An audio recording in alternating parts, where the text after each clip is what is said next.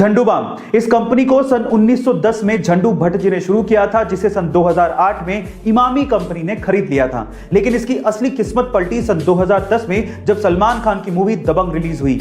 इस मूवी का एक गाना मुन्नी बदनाम हुई काफी ज्यादा फेमस हो गया था और उसकी एक लाइन मैं झंडू बाम हुई लोगों की जुबान पर चढ़ गया था, जिसकी वजह से झंडू बाम की सेल्स डबल हो गई थी। लेकिन फिर भी इमामी कंपनी को झंडू बाम का नाम बिना परमिशन के यूज करना कुछ रास नहीं आया और इमामी कंपनी ने फिल्म के प्रोड्यूसर्स पर कॉपीराइट का केस कर दिया। लेकिन बाद में कोर्ट के बाहर सेटलमेंट हो गया और मलाइका अरोड़ा झंडू बाम की ब्रांड एम्बेसडर बन गई। गाइस, इसे कहते हैं किस्मत। बैठे बैठे सेल्स भी डबल हो गई और मलाइका अरोड़ा जैसी ब्रांड एम्बेसडर भी मिल गई। आपको ये फैक्ट सुन के कैसा लगा कमेंट सेक्शन में जरूर लिखिएगा। जब कुछ कर गुजरने की चाह हो तो रास्ते के कांटे कभी मायने नहीं रखते। कुछ ऐसी कहानी है महाराष्ट्र से दिल्ली आए लक्ष्मण राव जी की, जो कि लेखक बनना चाहते थे, लेकिन पैसों की कमी की वजह से उन्होंने चाय बेचना शुरू किया। जब आमदनी ठीक ठाक होने लगी तो उन्होंने पढ़ना लिखना फिर से शुरू किया। 37 की उम्र में उन्होंने 12वीं क्लास पास की, 50 की उम्र में उन्होंने बीए किया और 63 की उम्र में उन्होंने एमए किया। इसी दौरान उन्होंने बुक्स भी लिखी, लेकिन जब भी वो अपनी बुक लेके पब्लिशर के यहां पर जाते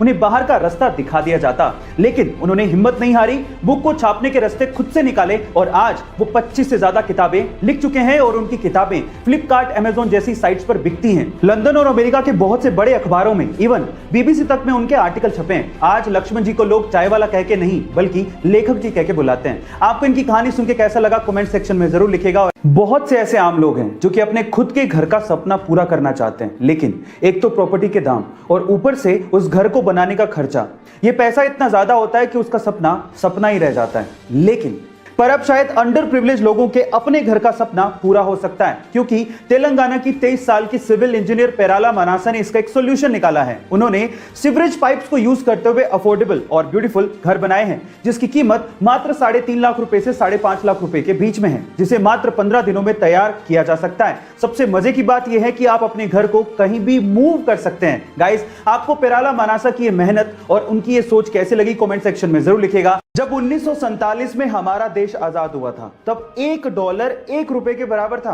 तो अचानक से ऐसा क्या हो गया कि आज $1 लगभग 73 रुपए के बराबर है। रुपया इतना गिर क्यों गया? तो चलिए आज इस वीडियो में मैं आपको बताता हूं। इसके लगभग 3 कारण हैं। पहला कारण, जब देश हमारा आजाद हुआ था तो बंटवारे के बाद देश को चलाने के लिए विदेशी कर्ज लिया गया था, ये पहली वजह थी।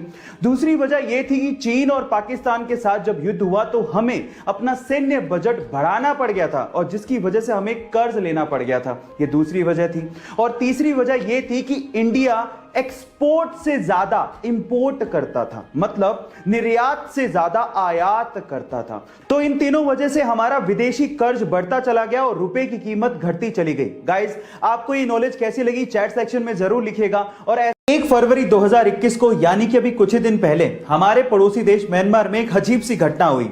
एक्चुअली हुआ कुछ यूं कि वहां की सेना ने म्यांमार में रातों रात तख्ता पलट कर दिया और वहां के शहरों पे कब्जा कर लिया और राष्ट्रपति समेत बड़े नेताओं को हिरासत में ले लिया गया। लेकिन जब ये तख्ता पलट वहां पे हो रहा था तो वहां पे कुछ ऐसा घटा जिसे सुनने के बाद आप लोग पक्का हंस देंगे।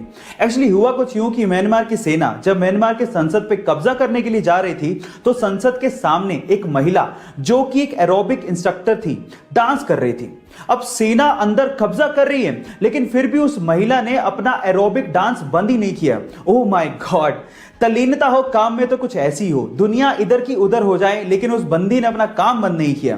गाइस, इस इंसिडेंट पे आपका क्या कहना है चैट सेक्शन में जरूर लिखिए। गाइस, आपने कई हट्टे कट्टे नर यानी कि लड़कों को मादा यानी कि लड़कियों को इंप्रेस करने के चक्कर में डोले शोले दिखाते देखा होगा, यानी कि बाइसेप्स दिखाते देखा होगा। अब उनके हिसाब से ये शो ऑफ करने से लड़कियां इंप्रेस हो जाती हैं। अब होती हैं या नहीं होती वो तो लड़कियां बताएंगी, लेकिन ऐसी सेम चीज कंगारू भी करते हैं। जी हां गाइस, आप ठीक सुन रहे हैं। मादा कंगारू को इंप्रेस करने के चक्कर में नर कंगारू अपनी बाइसेप्स दिखाते हैं और ये बात सच है। कितना कूल लगता होगा, नहीं गाइस? ये इंटरेस्टिंग फैक्ट जान के आपको कैसा लगा चैट सेक्शन में जरूर लिखेगा। और ऐसे अमेजिंग फैक्ट्स के लिए यूट्यूब पे हमारे चैनल को सब्सक्राइब कर लीजिएगा और अगर आप इंस्टाग्राम पे देख रहे हैं तो मुझे फॉलो करना मत भूलिएगा। मिलते हैं अगली वीडियो में।